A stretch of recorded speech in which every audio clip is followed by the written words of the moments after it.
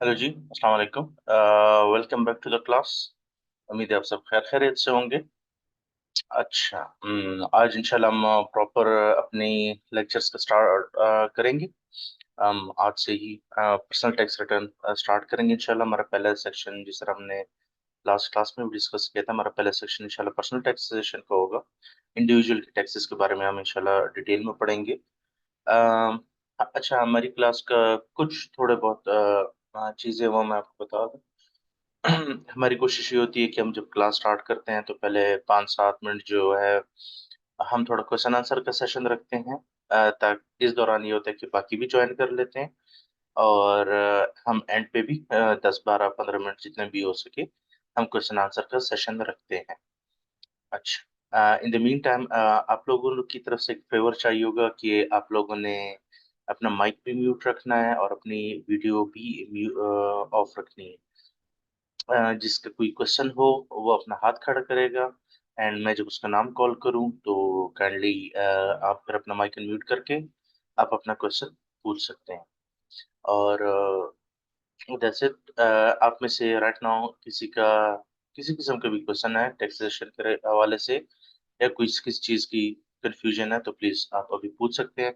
You can raise your hand और इंशाल्लाह मैं आप लोग को उसका आंसर करूँ। एनीवन, किसी को कोई क्वेश्चन हो? एहसन साहब, जी सर।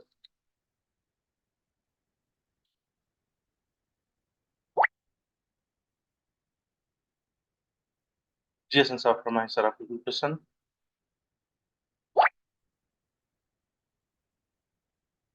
अस्सलाम वालेकुम। वालेकुम सलाम जी एहसन साहब। सर क्या हाल चाल है? ठीक है आप? अल्लाह के करम है सर, आप सुनाए, आप कैसे हैं? शुक्र अल्लाह का। अच्छा, मैं पूछना ये चाह रहा था, एक दो चीजें हैं। एक तो ये है कि रेलेवेंट जो हैं लॉज जो हैं जो गवर्न करते हैं यूके के टैक्स सिस्टम को, हम्म। वो अगर पीडीएफ फॉर्म में मिल जाते हैं। ओए, कितने ये तो कंप्यूटर आपका भर जाएगा उससे, वो तो इतने ज्यादा है।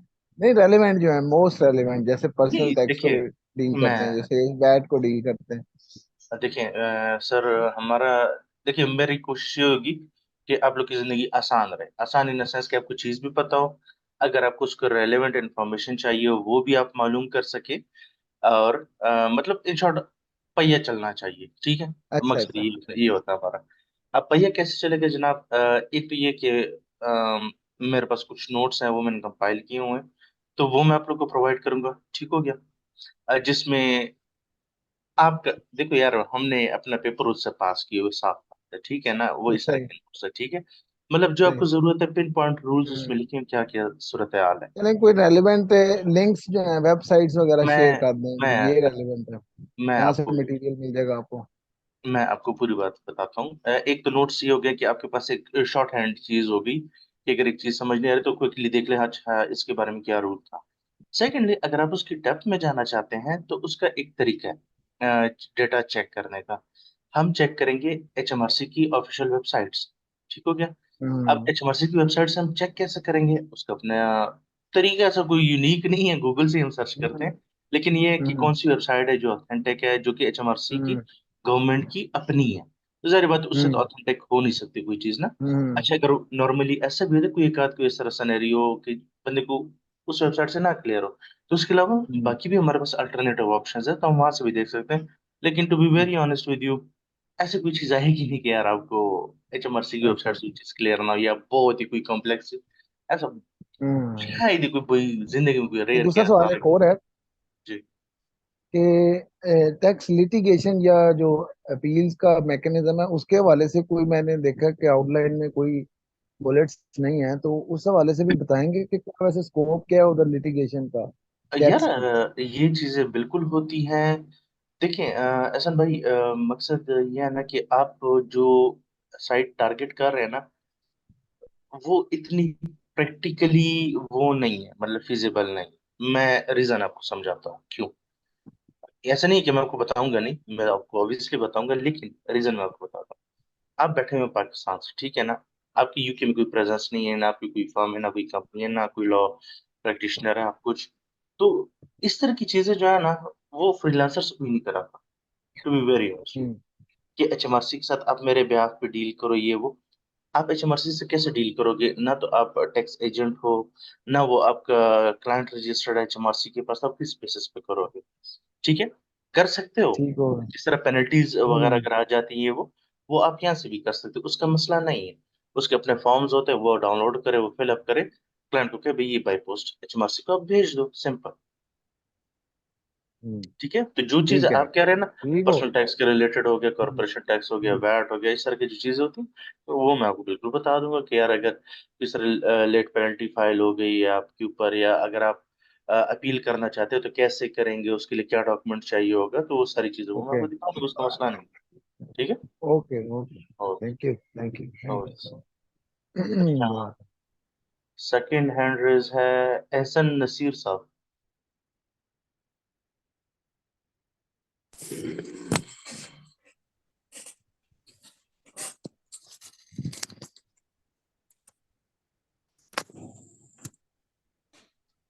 जी एहसन साहब।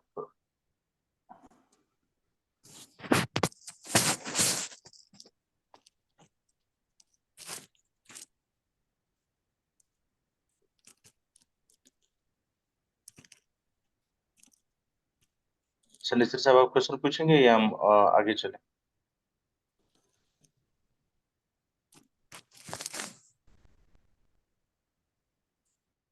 अच्छा जी, हम स्टार्ट करते हैं इंशाल्लाह आज का फिर अपना लेक्चर। फर्स्ट ऑफ ऑल मैं आपको कुछ चीज़ें ज़रा पहले से एक बता दूं, जो बेसिक्स आपको बार बार देखने को मिलेंगी। अ, हम हमारा एक फेवरेट टूल है एक्सेल, हम उस पर ज़्यादातर खेल रहे होते हैं, क्योंकि कैलकुलेशंस वगैरह जो भी आती है हमारे सामने, तो हम वहीं पे ही ज़्यादातर हमारा काम चलता है। देखिए, नोट्स तो आप लोग के पास होंगे, पढ़ने को आप भी पढ़ लेंगे अगर मैंने वो बुकिश बातें पढ़ानी हो। मेन मकसद ये कि हम थोड़ा प्रैक्टिकल साइड पे चलें। अच्छा, फर्स्ट ऑफ ऑल जिस तरह अगर मैं हमारी उस दिन भी बात हुई कि हमारे जो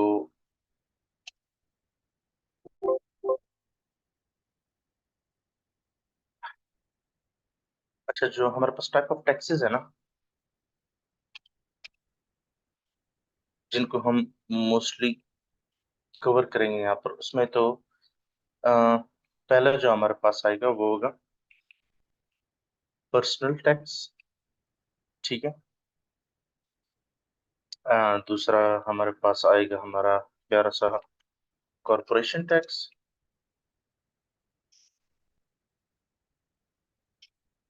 थर्ड हमारे पास आएगा वैल्यू एडेड टैक्स, या अगर हम इसको शॉर्ट फॉर्म में लिखें तो ये बनेगा हमारा वैट। अच्छा, अगर हम बात करते हैं सबसे पहले, चूंकि हम टैक्सेस के हवाले से हैं, तो यूके में टैक्सेस आप पे करते हो यूके के टैक्स एयर के मुताबिक। अगर मैं आपको पाकिस्तानी टैक्स एयर बताऊं तो हमारा जो टैक्स एयर चल रहा होता है प्यारे भाइयों और बहनों, वो चलता है 1 जुलाई 2023 से। अभी जो रिसेंट जो हमारा करंटली चल रहा,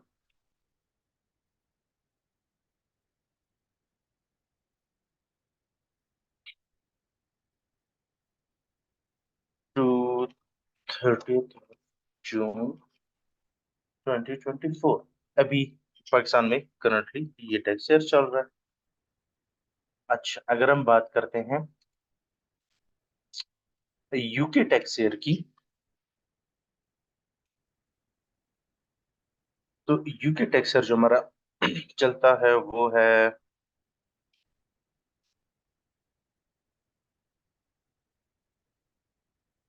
2023 से। वालेकुम। वालेकुम सलाम। सर आपकी स्क्रीन शेयर नहीं हो रही, चेक कीजिए। अच्छा, मैंने स्क्रीन में से शेयर की थी, लेकिन सॉरी मैं दोबारा शेयर कर लेता हूँ। अब हो रही है। ये पहले जो आपने जितना भी लिखा है ना वो शो नहीं हुआ। अच्छा सॉरी, मैं रिपीट कर देता हूँ। अच्छा, अ, हमारे टाइप ऑफ टैक्सेस में हमने कल भी जिक्र किया था, हमारे पास पर्सनल टैक्सेस आते हैं, इसको हम शॉर्ट फॉर्म में बोलते हैं SATR। SATR stand for self assessment tax return. Second हमारे पास कॉर्पोरेशन टैक्स आता है, इसके लिए हम शॉर्ट फॉर्म यूज करते हैं CT। और वैल्यू एडेड टैक्स हमारे पास थर्ड आता है मेन, वो होता है वैल्यू एडेड टैक्स, जिसका शॉर्ट फॉर्म हम वैट यूज करते हैं। अच्छा, अब चूंकि टैक्सेस पढ़ रहे हैं तो हमारे टैक्स ईयर बहुत ज्यादा जरूरी कि टैक्स ईयर हमें पता हो कि क्या होना चाहिए। अब जिस तरह हम पाकिस्तान में रहते हैं तो पाकिस्तान में जो टैक्स ईयर चलता है वो जुलाई से जून तक का चलता है। अब राइट नाउ जो पाकिस्तान में टैक्स ईयर चल रहा है वो 2023-24 चल रहा है। ठीक है, टैक्स ईयर 23-24 टैक्स ईयर चल रहा है। और यूके में भी इसको टैक्स ईयर 23-24 हम इसको कहेंगे। ठीक है जी। अब ये चलता कब से कब तक है? ये नाजरीन चलता है 6 अप्रैल 2023 से 5 ऑफ अप्रैल 2024। अच्छा, डेट थोड़ी सी ऑकवर्ड आप लोग को लगेगी, वही नॉर्मली तो यकम से स्टार्ट होता है, 30 पैंड होते हैं, 31 पैंड होता है। यूके का टैक्स ईयर चलता है 6 अप्रैल 2023 से लेकर 5 अप्रैल 2024 तक, जो हम करंटली जिस टैक्स ईयर के साथ सारे हम नॉलेज उसकी लेंगे, पढ़ेंगे। अच्छा, अब आप लोग कहेंगे कि यार 2024 तो खत्म हो चुका है, बिल्कुल खत्म हो चुका है, इसमें कोई शक नहीं है। लेकिन जब तक नेक्स्ट 5 अप्रैल 2025 नहीं आएगा, सारी की सारी टैक्स इम्प्लीकेशन आपको जितनी भी देखने को मिलेंगी वो सारी की सारी इस टैक्स ईयर का आपको देखने को मिलेंगी। ठीक हो गया? तो हमारे लिए इस वक्त जो टैक्स ईयर हमने काम करने जिसपे, या आपके पास अगर प्लान्स वगैरह आते हैं, वो आपको 99% इस टैक्स ईयर के मिलेंगे। क्यों? क्योंकि नेक्स्ट टैक्स ईयर के अभी तक इसलिए नहीं आ सकता है क्योंकि नेक्स्ट टैक्स ईयर अभी तक एंड नहीं हुआ, 2025 वाला एंड नहीं हुआ, तो लिहाजा वो हमारे लिए भी एप्लीकेबल नहीं है।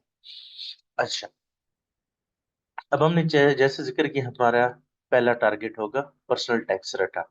ठीक हो गया जी।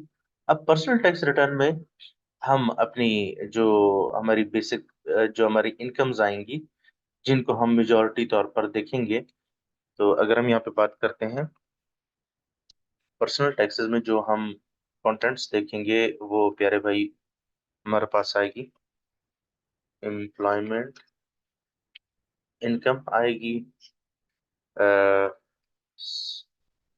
सेल्फ एम्प्लॉयमेंट आएगी हमारे पास, रेंटल इनकम आएगी हमारे पास। ये सारी चीजें हम बहुत तसल्ली से डिटेल में चेक करेंगे। रेंटल इनकम हो गई, डिविडेंड इनकम हो गई हमारे पास। अच्छा, उसके बाद हमारे पास आती है, अल्लाह आपका भला करे, इंटरेस्ट इनकम अगर आती है, उसके बारे में हमारी क्या ट्रीटमेंट होती है। पेंशन अगर किसी को रिसीव होती है उसका क्या सिनेरियो होता है। गिफ्ट एड डोनेशंस अगर आप करते हैं उसका क्या सिनेरियो होता है, उसकी ट्रीटमेंट कैसे होती है।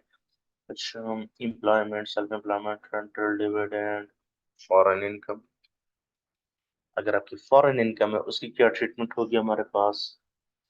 हाँ, हम पार्टनरशिप भी देखेंगे। ये हम समय सारे आपको पर्सनल टैक्स रिटर्न के कंटेंट्स बता रहा हूँ, जो चीजें हम देखेंगे। ओ, कैपिटल गेन्स टैक्स, जिसको हम बोलते हैं CGT, कैपिटल गेन टैक्स हो गया। पे पे एज यू अर्न, खैर वो तो इनकम नहीं है। मैं जरा इनकम साइड वाले पे अभी फोकस कर रहा हूँ कि आपकी नॉर्मली किस तरह की इनकम्स हो सकती हैं। गिफ्ट डोनेशन वैसे ये भी इनकम में नहीं आता, ये आप पे करते हैं, लेकिन इसकी स्पेशल ट्रीटमेंट होती है आपकी टैक्सेस में। ठीक हो गया जी। अच्छा, ये तो हमारे पास आ गई इनकम्स। अब हम क्या करेंगे, अभी हम देखते हैं जरा टैक्स बैंड्स की तरफ हम जरा आ जाते हैं। ठीक हो गया जी। अगर तो हम टैक्स बैंड्स की तरफ आते हैं तो मुझे आप लोग एक सेकंड दीजिएगा please, if you don't mind.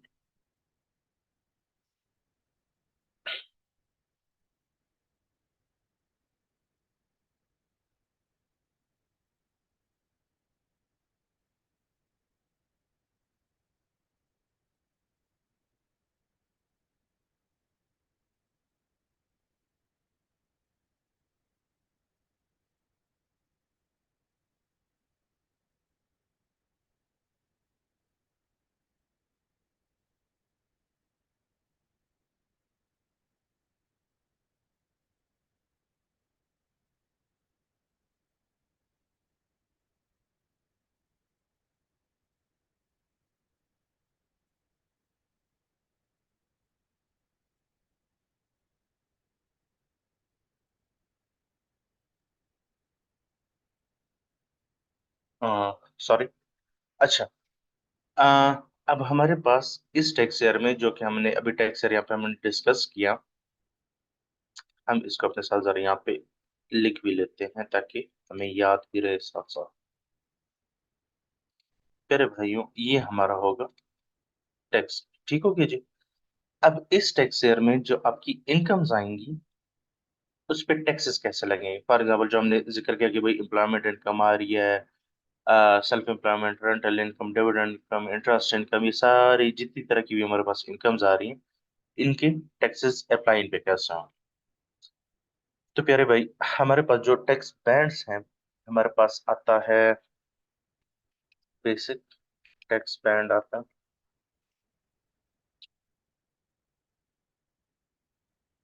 अच्छा, उसके बाद हमारे पास आता है हायर टैक्स बैंड आता है, और उसके बाद हमारे पास आता है एडिशनल टैक्स बैंड। ठीक हो गया जी। अब इनकी अगर हम जरा लिमिट्स की बात करते हैं कि भाई लिमिट्स क्या होती है, लिमिट्स पे भी हम बात कर लेते हैं। तो 1 से लेकर टू 37,700 साइन पाउंड पर डाल देते ताकि हमें याद रहे। ठीक हो गया। ये हमारे पास पहला स्लैब हो गया, जो कि आपकी इनकम होगी 1 पाउंड से लेके 37,700 तक की अमाउंट। अच्छा, उसके बाद हम क्या करेंगे, 37,700 से जो हमारी इनकम होगी अप टू 1,25,140 पाउंड। ठीक हो गया। ये हमारा हायर बैंड आ जाएगा, और 1,25,140 टू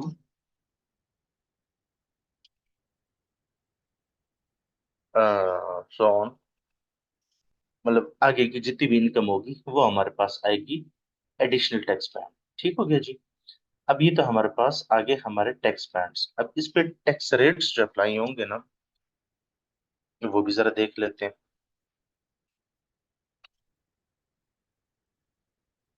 अच्छा, तो इस पे हमारा प्यारे भाई अप्लाई होता है 20% टैक्स। इस पे हमारा अप्लाई होता है 40% टैक्स रेट, और इस पे प्यारे भाई हमारा अप्लाई होता है 45% टैक्स बैंड। ठीक हो गया जी। ये हमारे पास टैक्स बैंड्स।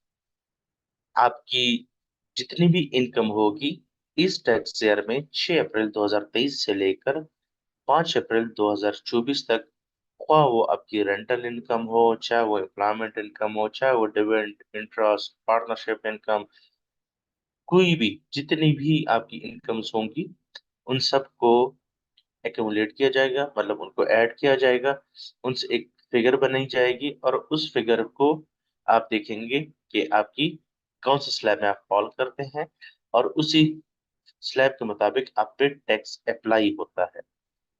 अच्छा, अब अगर हम फॉर एग्जांपल जरा कुछ यहाँ पे हम इनकम्स यहाँ पे उठा लेते हैं अपने पास। लेट्स से हम कहते हैं कि हमारे पास ये इनकम्स थे। ठीक है, एम्प्लॉयमेंट इनकम थी हमारे पास। आ, हम कहते हैं कि यार एम्प्लॉयमेंट इनकम एक बंदे की 25,500 थी। ठीक हो गया। सेल्फ एम्प्लॉयमेंट भी वो साथ साथ कर रहा, कोई छोटा मोटा उसने बिजनेस भी स्टार्ट रखा हुआ था।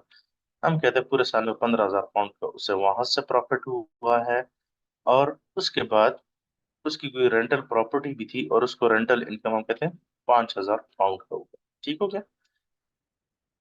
तो अगर हम इनको ऐड करते हैं तो हमारी टोटल इनकम जो बनती है वो बनती है 45,500।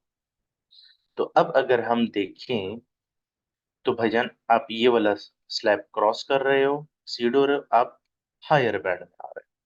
ठीक हो गया जी। अब आप अगर हायर बैंड में आ रहे हो तो फिर उसके लिए आपको क्या करना पड़ता है।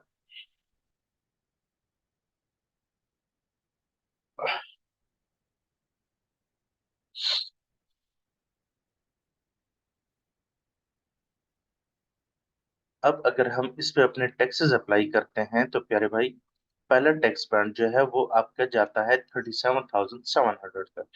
तो हम क्या करेंगे, बेसिक बैंड जो हमारा टैक्स बनाएगा उसमें जो अमाउंट आएगी वो कितनी आएगी। हमारे पास टोटल 45,000 हमारी इनकम है, लेकिन बेसिक टैक्स बैंड हमारा जाता है 37,700 तक, 37,700 तक। तो हम 37,700 यहाँ लिख लेंगे, ये हमारे बेसिक रेट बैंड में आ जाएगी अमाउंट। और जो हमारे पास हायर बैंड है उसमें कितनी अमाउंट आ जाएगी, 45,000 में से 37,700 हम लेस करेंगे, सॉरी 7,800 जो है ये हमारे आ जाएगी हायर टैक्स बैंड। अब अगर हम इस पे अपने रेलेवेंट टैक्स रेट्स लगा लें तो प्यारे भाई, इस पे 20% टैक्स लगेगा, इस पे आपका 40% टैक्स लगेगा। और अगर हम यहाँ पे भी टैक्सेस कैलकुलेट करें तो 32 अभी सीएम करते हैं तो ये 7,540 बनता है, और दिस इंटू दिस हम करेंगे तो हमारे पास ये हमारी टैक्स की सूरत हाल बनती है, जो कि हमने एचएमआरसी को पे करना होगा। मतलब राइट नाउ जो सिचुएशन हमें नजर आ रही है, 45,500 अगर आपकी पूरे साल की इनकम है तो उस पे आप पे जो टैक्स लगेगा वो कैसे लगेगा। आपका बेसिक रेट बैठ जाता है 37,700 तक, जिसपे आप पे 20% टैक्स लगेगा, और ये प्यारे भाई आपका बन जाएगा 7,540, 7,540 पाउंड। उसके बाद रेस्ट जो आपकी इनकम बचेगी, जो कि आपकी बचती है 7,800 पाउंड, उस पर आपको 40% टैक्स लगेगा और वो बनेगा 3,120 पाउंड। टोटल 10,660 पाउंड आपका टैक्स बनेगा।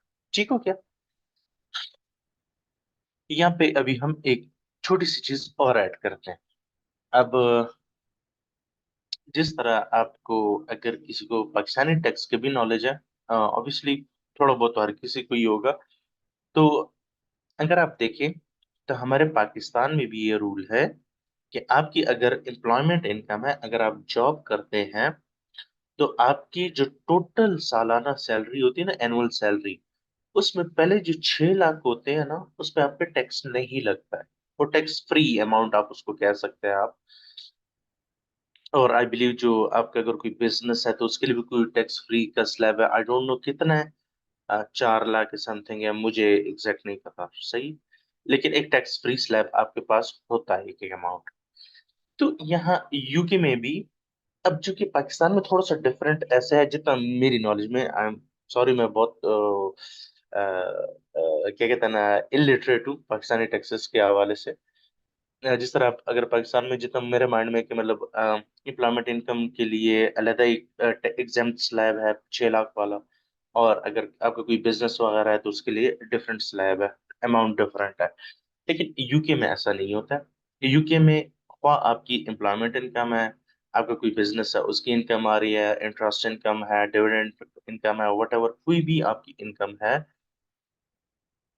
उस सब इनकम्स को आप ऐड करोगे, उसके बाद जो आपकी ये टोटल इनकम आ जाएगी ना, ये वाली टोटल इनकम जो आपके पास आ जाएगी, इससे आपको फ्री अलाउंस कह सकते हो, या एग्जाम्प्ट इनकम आप कह सकते हो, जो आपके टैक्स फ्री एक जोन है, वो आपको इन टोटल इनकम से डिडक्ट होता है।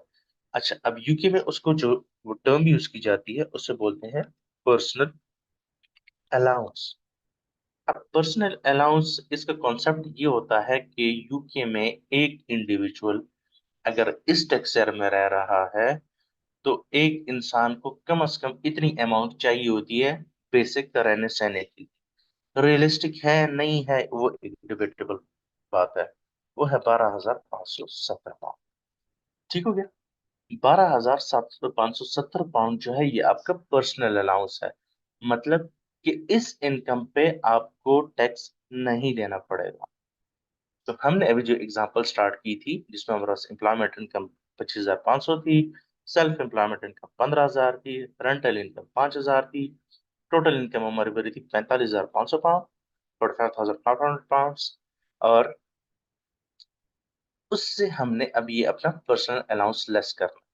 तो मेरे पास यहाँ पे जो टोटल नेट इनकम बचेगी, इसको अगर मैं करूं यहाँ पर लेस पर्सनल अलाउंस, ठीक है, आपने लेस कर, तो मेरे पास जो टोटल टैक्सेबल इनकम बनेगी वो बनेगी 32,930 पाउंड। ठीक हो गया, ये मेरी टैक्सेबल इनकम बन गई है जिसके ऊपर मैंने गवर्नमेंट को टैक्स पे करना है। ठीक हो गया। अच्छा, पहले हमने जब पर्सनल अलाउंस का जिक्र नहीं किया था तब हमारा टैक्स इतना बन रहा था, लेकिन अभी अगर हम इस सूरत हाल में चेक करें तो भाई हम बेसिक टैक्स बैंड में ही फॉल कर रहे हैं, क्योंकि बेसिक टैक्स बैंड जो है हमारा वो 37,700 तक एप्लीकेबल है, लेकिन हमारी इनकम उससे कम है। इट मीन्स कि हम पे जो इंटायर हमारी 32,930 की इनकम आई है उस पर कितना टैक्स लगेगा, वो लगेगा 20%। अगर फॉर एग्जाम्पल इस पे मैं यहाँ पे 20% का टैक्स अप्लाई करता हूँ तो ये मेरा बनेगा तकरीबन 6,586, 6,586 पाउंड बनेगा। अब एक पर्सनल अलाउंस की वजह से हमारे इनकम के टैक्स में बहुत फर्क पड़ा है। एग्जैक्टली कितना फर्क पड़ा है, 10,000 में से अगर हम 6,500 लेस करते हैं, तकरीबन एक पर्सनल अलाउंस की वजह से आपको 4,074 पाउंड या 4,074 पाउंड आपको टैक्स कम देना पड़ेगा। ठीक हो गया, are we clear on this? कोई कंफ्यूजन हो किसी को यहां तक, please you can raise your hand. Anyone?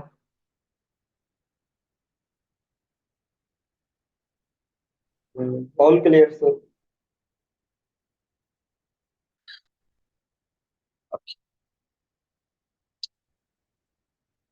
ये हमारे पास आ गई हमारे बेसिक टैक्स बैंड्स। अच्छा, अगर आप लोग कहते हैं हम थोड़ा सा इनकम्स को अगर ऊपर ले जाते हैं फिर क्या होगा, अगर आप कहते हैं हम एडिशनल टैक्स बैंड में भी जाते हैं तो चलो हम प्रॉफिट को जो है ना यहाँ पे 1.5 लाख कर देते हैं। अब हमारी इनकम कितनी होगी जनाब, अब हमारी इनकम आ गई है 1,80,500 पाउंड। ठीक हो गया। अब लॉजिकली तो इससे मैं अपना पर्सनल अलाउंस लेस करूंगा 12,570 पाउंड, और मेरे पास जो मेरी टोटल नेट इनकम आएगी वो आ जाएगी कितनी, 1,167,930 पाउंड मेरी टोटल इनकम आ जाएगी। अब अगर मैं इसको अपने टैक्स इनकम स्लैब में डालूंगा तो पहला बैंड तो मेरा वही फिक्स है, 37,700 होगा, जिसमें मेरा टैक्स बनेगा 20%। अच्छा, अब मेरे पास हायर बैंड आता है। अब हायर बैंड यहाँ पे एक गेम है, वो चेक करते हैं क्या। हायर बैंड में हमारे पास इनकम जो बनेगी वो होगी, लॉजिकली अगर हम देखें दिस माइनस दिस करेंगे तो ये बनती है 1,30,000, लेकिन ये ऐसा होगा। आप एक चीज थोड़ा सा यहाँ पे आपको थोड़ी सी समझने की जरूरत है। अब यहाँ पे अगर मैं आपको लिखूं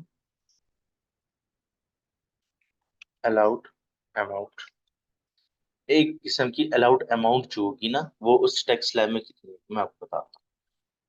अगर मैं 37,000, मतलब ये तो एग्जैक्टली इतने बेसिक रेट बैंड में आप मैक्सिमम इतनी अमाउंट ला सकते हो, हायर बैंड में आप कितनी ला सकते हो, दिस माइनस दिस।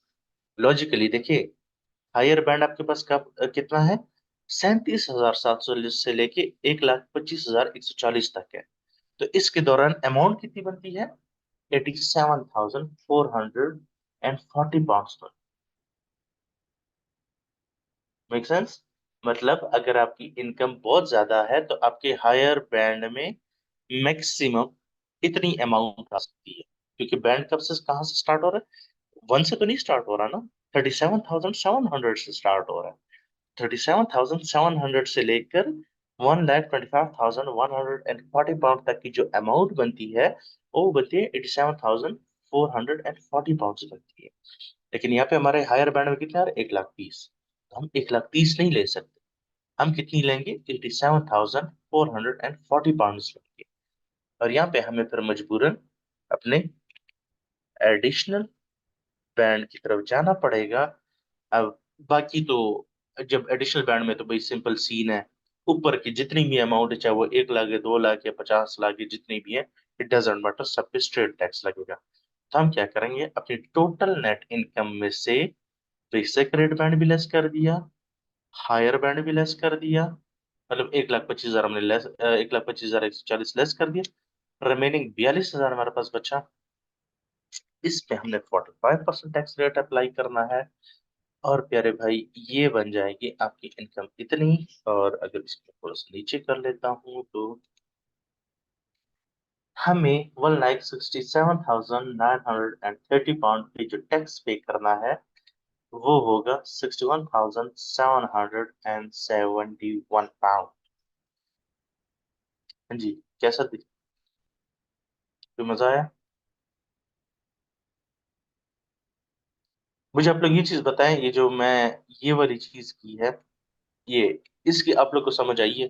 किसी को नहीं नहीं समझ सर, आई प्लीज? नहीं सर, रिपीट करना पड़ेगा आपको। अच्छा हाँ, बिल्कुल रिपीट कर देंगे। आप ऐसे करें, आप हमारे साथ ही रहिएगा, प्लीज अपना नाम बताइएगा जरा। मेरा नाम सीमा है सर। ओके सीमा मैम, अब बात ऐसी है ना, हमारे पास 3 बैंड्स हैं। अब पहला बैंड जो है ना हमारे पास, वो स्टार्ट होता है 1 पाउंड से लेकर, मतलब मिनिमम 0 से लेकर 37,700 तक की जो अमाउंट का बैंड है। ऐसे करते मैं आपको पाकिस्तानी बैंड में समझा देता हूँ। हमारा सैलरी का पहला स्लैब जो है ना वो 6 लाख का है, जो कि एग्जाम्पल है, ऐसे ही है। जी सर। अच्छा, सेकंड स्लैब जो है ना वो है 6 लाख से लेके 12 लाख तक। जी अब जो सेकंड बैंड है उसमें टोटल कितनी अमाउंट आएगी जिसपे अपने 2.5% टैक्स लगाना है पाकिस्तानी? सर, वो 12 लाख से जो ऊपर होगा। नहीं नहीं, आपके पहले 6 लाख एग्जाम्प्ट है, लेकिन जो जी जी। सेकंड सेकंड जो स्लैब है जो कि चलता है 6 लाख से लेकर 12 लाख तक, जिस पर जी, आपका ढाई टैक्स परसेंट। ढाई ढाई परसेंट लगेगा। परसेंट तो ये जो 6 लाख और 12 लाख के बीच की अमाउंट है, टोटल अमाउंट कितनी बनती है? सर, 6 लाख हो जाएगा। 6 लाख। ठीक है, तो ये भी वही सीन है। आपके जो पहला बैंड है वो है 1 पाउंड से लेके 37 जी।37,700 पाउंड तक है, ठीक है। अब ठीक। सेकंड जो हायर बैंड मेरा स्टार्ट होगा वो स्टार्ट होगा 37 से। 37,700 से, जो अबव इनकम होगी ना, तो बिल्कुल 37,700 से above income up to 1,25,140 pound तक। सही। तो इन दोनों बैंड्स के बीच में टोटल अमाउंट कितनी आ सकती है मैक्सिमम? 1,24 भी आ सकती है। ना 1,24,000 नहीं आ सकती ना, क्योंकि अब सिंपल माइनस है ना। देखिए, higher rate, higher higher value और लोअर वैल्यू को लेस करें, कितने बचता है? 125 माइनस 37,000, ये 87,440 पाउंड बचते हैं। ओके। अच्छा अच्छा, 37 को माइनस करेंगे सर इसमें से, 125 में से। और ऑब्वियसली वन से तो हम नहीं कंसिडर कर सकते ना। नहीं नहीं नहीं, अगर ठीक मेरी ठीक। मेरी इनकम 1,25,140 अगर है, तो क्या मैं सब पे जी तो जी। 40% नहीं टैक्स लगाऊंगा ना? नहीं नहीं, डेफिनेटली। पहले 37,000 पे मेरा 20% लगेगा। 37 से लेकर अप टू 1,25,000 जो है, उस पे मेरा कितना लगेगा? 40%। And then 40%। उससे ऑनवर्ड जितनी भी मेरी अमाउंट होगी उस पे मेरा 45% टैक्स लगेगा। ठीक है सर, समझ ठीक हो? आया। जी sir, thank you. No worries, any time. अच्छा, इसमें एक छोटा सा पंगा और है, लेकिन वो मैं अभी छेड़ना नहीं चाह रहा हूँ, ठीक है ना। इसको हम जब थोड़ा सा हम यूज्ड हो जाएंगे ना टैक्सेस के साथ ना, वो फिर मैं आपको तब बताऊंगा। अभी नहीं, क्योंकि अभी थोड़ी सी चीज कॉम्प्लेक्स हो जाए, क्योंकि इस पे मैं इसलिए थोड़ा फोकस ज्यादा मेरा होता है, क्योंकि ये चीज आपको बार बार देखने को मिलती है, ठीक है। वो पंगा ये है कि अगर आपकी इनकम इतनी है ना 1,67,000, तो इस पे आपको पर्सनल अलाउंस मिलता ही नहीं, क्योंकि आपकी इनकम जो है ना वो ज्यादा है, तो आपको पर्सनल अलाउंस नहीं मिलता है। क्यों नहीं मिलता? उसकी एक बहुत डिफरेंट स्टोरी, ये अभी बता दूं? अगर कहते तो मैं बता देता हूँ, अगर आप लोग तंग ना हो, मुझे तो बताने में कोई मसला नहीं। जी सर, बता दें। ओके। अच्छा, कहानी कुछ ऐसी होती है, कहानी कुछ ऐसी होती है कि हमारे पास होता है पर्सनल अलाउंस, जो कि हमारे पास 12,570, ठीक हो गया जी। अच्छा, उसके बाद हम कहते हैं कि अगर इनकम exceed 1 लाख, अगर आपकी इनकम या पर्सनल अलाउंस आपको मिलेगा अप टू 1 लाख तक की अमाउंट तक। अगर आपके पूरे साल में ये जो टोटल इनकम है ना, अगर ये 1 लाख पाउंड है, फिर आपको पूरा का पूरा पर्सनल अलाउंस मिलेगा। ठीक हो गया। अब अगर आपकी इनकम 1 लाख से अबव जाती है तो फिर आप क्या करेंगे? अगर आपकी इनकम, फॉर एग्जाम्पल हम यहाँ बात करते हैं, आपकी इनकम होती है 1 लाख 2 पाउंड, ठीक है, पॉसिबिलिटी है। अच्छा ऐसा करते हैं ना, मैं जरा एक वॉलंटियर को, या सीमा मैम अगर आप कंफर्टेबल है तो आप हमारे साथ रहें ताकि हम आपको समझा सकें, तो मुझे ये जी फील सर। होता है कि यार बाकी को भी समझ आ रही होगी। अच्छा, होता ऐसे है, अगर आपकी total income in tax year for 23 and 24, अगर आपकी इनकम टोटल 1 लाख या 1 लाख से कम है पाउंड्स, तो आपको पर्सनल अलाउंस पूरा का पूरा मिलेगा 12,570 पाउंड का। लेकिन द मोमेंट आपकी इनकम एक्सीड करती है 1 लाख पाउंड से, फॉर एग्जाम्पल हमने यहाँ पे एग्जाम्पल ली है कि हमारे जो टोटल इनकम बनी वो बनी 1 लाख और 2 पाउंड बनी, ठीक है। तो अब इससे मैं लेस करूंगा कितना, 1 लाख, जो मेरा, जिस पे मुझे पूरा टैक्स, पूरा पर्सनल अलाउंस मिलना 1 लाख मिलेगा। तो जो मेरी एडिशनल इनकम, एक किस्म का मैं फॉर द टाइम बिंग लिख रहा हूँ उसको, एडिशनल इनकम जो मेरी बन रही है वो बन रही है 2 पाउंड। सही हो गया। अच्छा, जी अब जी 2 पाउंड को मैं क्या करूंगा, डिवाइड बाय 2, इसको मैं करूंगा divide by 2, sorry, this divide by 1 बच गया। अब मैं क्या करूंगा, अपने पर्सनल अलाउंस में से 1 पाउंड लेस कर, ठीक है। अब मेरा जो रिवाइज्ड पर्सनल अलाउंस होगा वो कितना हो जाएगा, 12,570 से कम होके 12,569, 1 पाउंड कम हो गया। अच्छा, अगर हम यहाँ पे एग्जांपल लेते हैं कि मेरी जो इनकम है 1,05,000, ठीक है, तो मैं जी जी थ्रेशोल्ड जो है मेरा, इसको अगर मैं कहता हूँ थ्रेशोल्ड, थ्रेशोल्ड जो है ना वो 1 लाख पाउंड है। तो मेरी इनकम थ्रेशोल्ड से कितनी एक्सीड कर चुकी है, 5,000 5,000। पाउंड, ठीक है। 5,000 को मैंने करना है डिवाइड बाई 2, तो आगे 2,500। अब मेरे पर्सनल अलाउंस से 2,500 कम हो जाएगा, और अभी मेरा पर्सनल अलाउंस मुझे 12,570 की बजाय कितना मिलेगा, 10,070 पाउंड। जी सर। अगर मैं इसको कर लेता हूँ 1,25,000, 140, तो मेरा टोटल इनकम मेरी कितनी एक्सीड हुई है, 25,140 पाउंड, डिवाइडेड बाय 2 किया तो इतना बना 12,570। इंडीड सब जितना मेरा पर्सनल अलाउंस था वो सारा का सारा सब्ट्रैक्ट हो जाएगा, और मुझे पर्सनल अलाउंस सब कितना मिलेगा, 0। ऐसे ही है अगर सर। मैं आपको थोड़ा सा वर्डिंग में बताऊं, तो if your income increased above 1 lakh pounds, for every 2 pound 1 pound of personal allowance will be lost। जी सर। 1 लाख से आपकी जितनी इनकम ऊपर जाएगी, हर 2 पाउंड्स के बदले 1 पाउंड आपका पर्सनल अलाउंस कम होता जाएगा। Sir kindly elaborate what is personal allowance, हम कौन कौन से इसमें ऐड कर सकते हैं या वैसे ही इसको क्लेम कर लेंगे हम?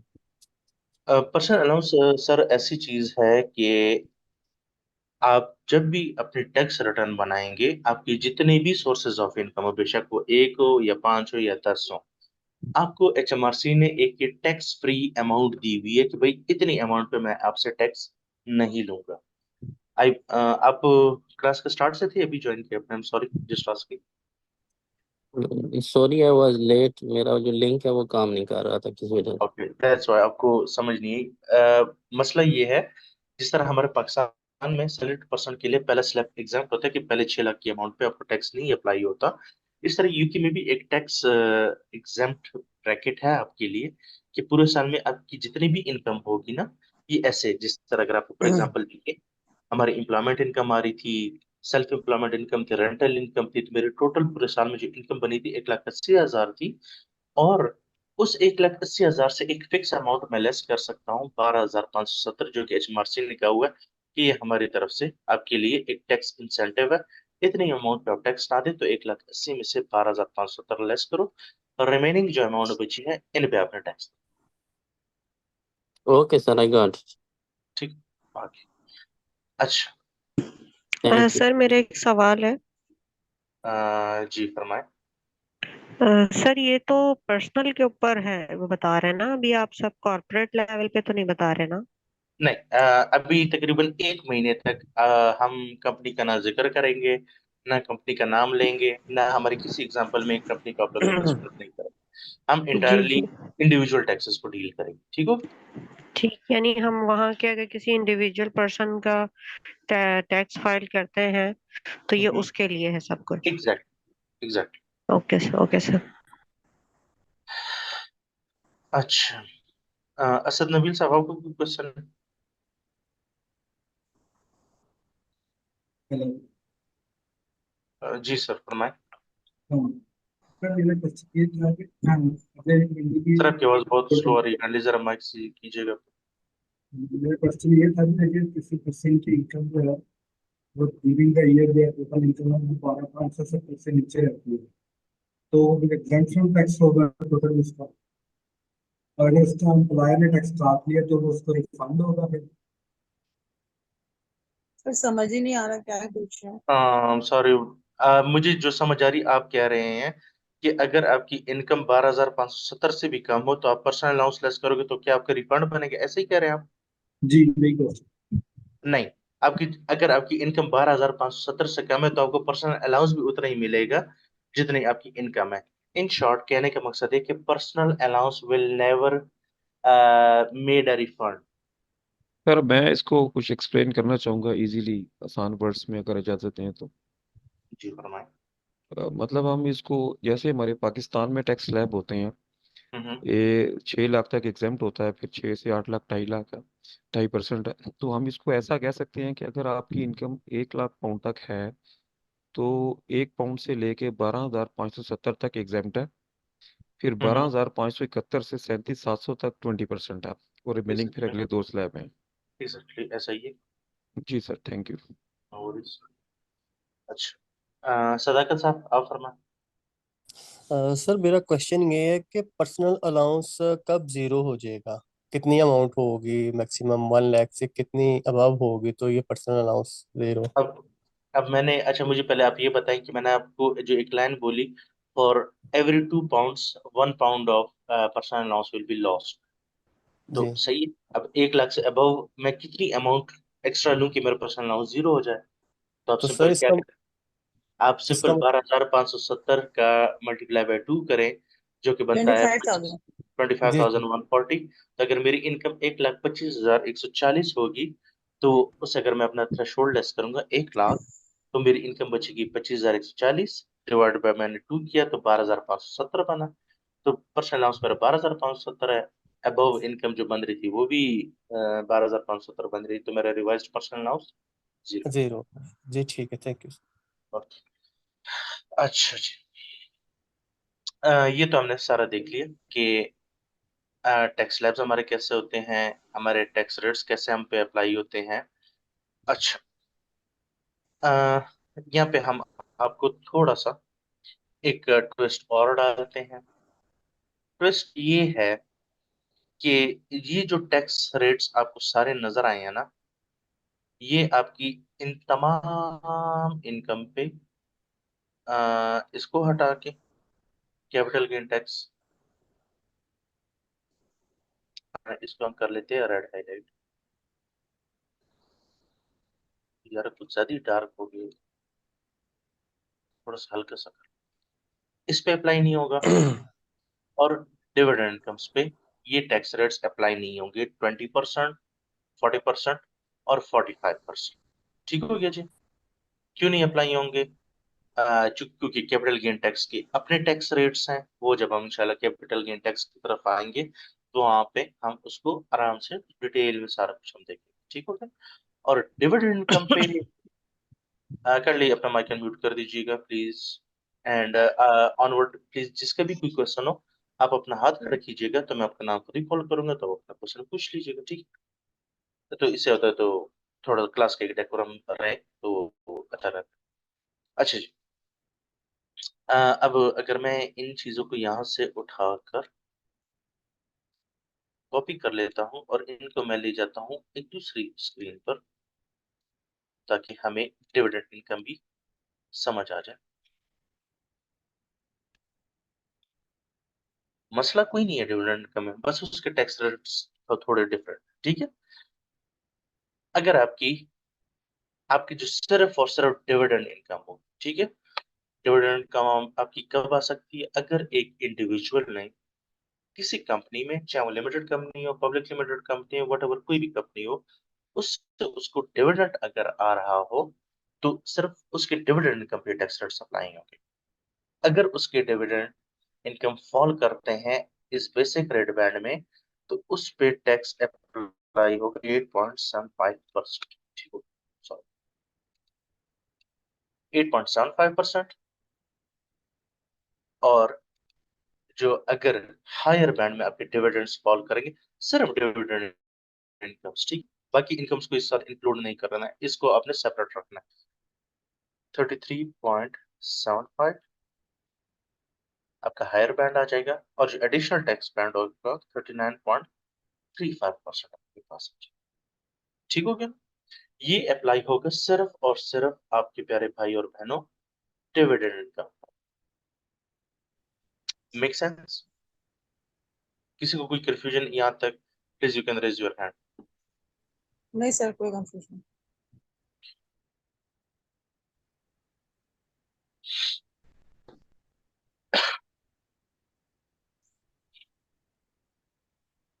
अब मैं थोड़े से अस्सलाम वालेकुम सर।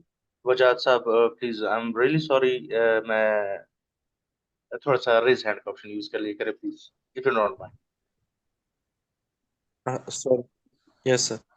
आई एम सॉरी, मुझे कहना नहीं चाहिए लेकिन अच्छा नहीं लगता है। मुझे ताकि पता हो कि भाई कौन सा बेहतर टाइम है क्वेश्चन पूछने का, ताकि हमारा वो खराब ना हो। क्वेश्चन आप लोग के इंशाल्लाह सारे पूरे होंगे, इसकी आप लोगों की भी टेंशन नहीं लेनी, ठीक है जी। तो वजह साहब प्लीज कंटिन्यू, आप पूछ सकते हैं क्वेश्चन अपना।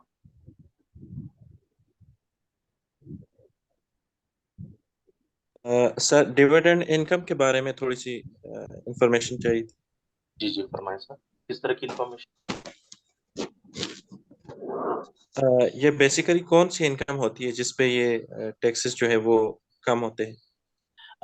वजाद भाई, अगर आपने फॉर एग्जांपल कभी जो स्टॉक एक्सचेंज में कभी किसी कंपनी की शेयर्स अगर आपने ना ली हो, या एटलीस्ट आपने कभी जिक्र जरूर सुना होगा फॉरेक्स ट्रेडिंग वगैरह का, लोग यस, कभी यस सर। शेयर्स वगैरह खरीदते हैं, तो शेयर्स लोग जब खरीदते हैं ना, जी और जी। उस जब आप एक साल तक होल्ड करते हैं, आपके पास पड़े होते हैं, तो आप उस कंपनी के एक्चुअली शेयर होल्डर होते हैं, ठीक है।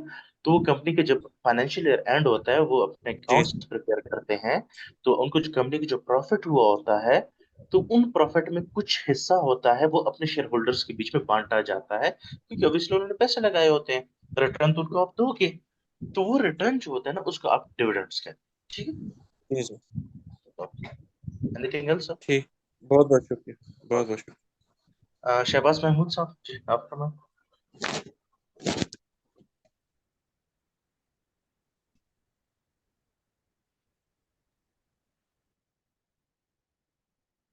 शहबाज महमूद, काइंडली अपना क्वेश्चन पूछ लें आप।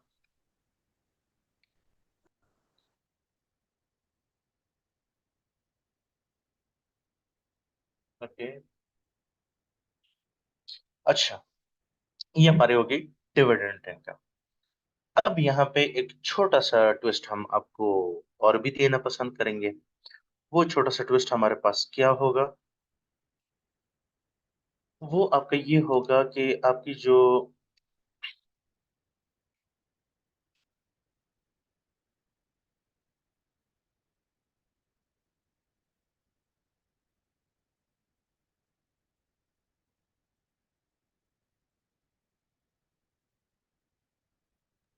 ठीक है। आपको लेट्स से अगर हम कहते हैं कि आपको 15,000 के डिविडेंड्स आए हैं, ठीक है, तो उन 15,000 में बिना किसी स्लैब के, बिना किसी रोक टोक के आपके लिए जो एग्जाम्प्ट होंगे वो होंगे पहले 1,000 आपके लिए एग्जाम्प्ट हो जाएंगे। क्यों होंगे, कैसे होंगे, ना इसकी कोई रीजन नहीं है, ना कोई लॉजिक है, बस आपके लिए रूल है कि आपकी डिविडेंड इनकम में से पहले 1,000 पाउंड आपके लिए एग्जाम्प्ट होंगे, डिस्पाइट अगर आप बेसिक रेट टैक्स पेयर हो, हायर रेट टैक्स पेयर हो या एडिशनल टैक्स रेट पेयर हो, doesn't matter.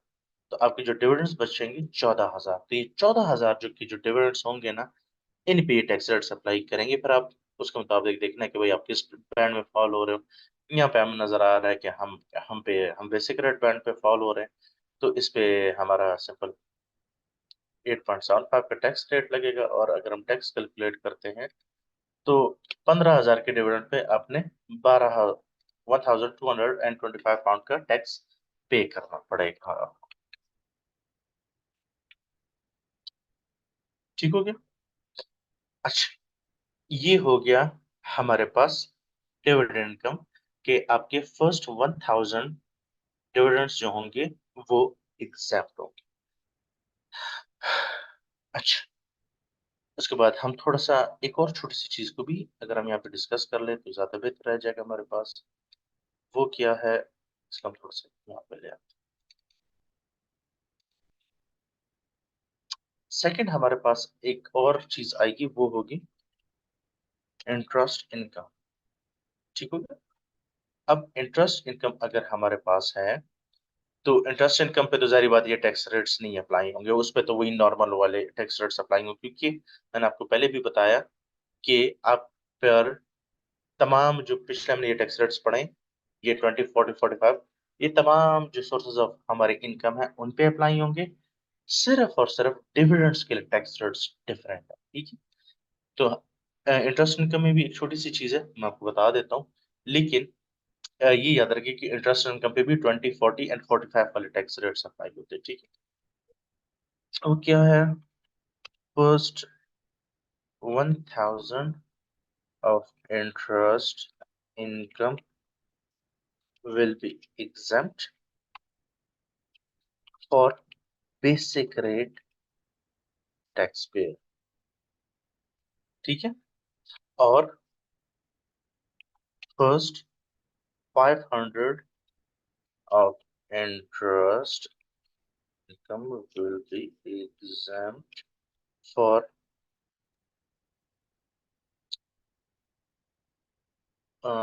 higher or additional rate taxpayer। ठीक है।